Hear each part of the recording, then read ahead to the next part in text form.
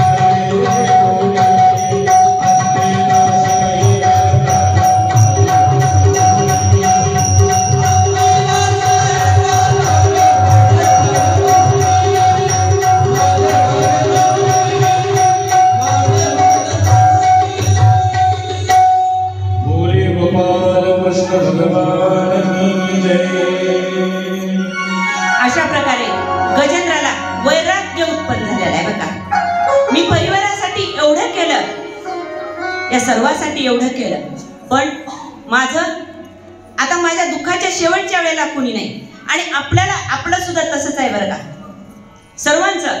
आपल्याला वाटतं, एखाद्याला वाटते की माझ्याकडे भरपूर पैसा आहे, श्रीमंती आहे, हा अहंकार, माझा एवढा परिवार, माझ्याकडे एवढी इस्टेट, मग मला कोणाचीच गरज नाही असं वाटते. पण सावधान, या मगरने पाय धरला बरं का. मगर म्हणजे कोण? ही मगर म्हणजे मगर नाही, म्हातारपण आहे. या मगरीने पाय धरण्याच्या अगोदर सावधान व्हायला पाहिजे. अंगम गलितम फलितम मुंडम दसनति हिंगम जातम तुंडम बद्धो याति ग्रहितम दंडम तदपि न मुंचित व्याधा पुंडम भज गोविंदम गोविंदम भज मुडमते. शंकराचार्याने वर्णन केलेलं आहे असं. सारं अंग जेव्हा गलित जर होते ना, त्यावेळेस वाटते अंगम गलितम, पूर्ण शरीर जर्जर होते. तेव्हा पलितम पुंडम, मुंडम, जेवढे केस आहेत ना तेवढे पांढरे होतात. दसनति हिंगम म्हणजे आपले दात आहेत ना, दात पूर्ण पडतात आणि मग तोंड पोकळ होते, बोलताच येत नाही. आणि बद्धो याती ग्रहितम दंडम म्हणजे काठी येते हातात.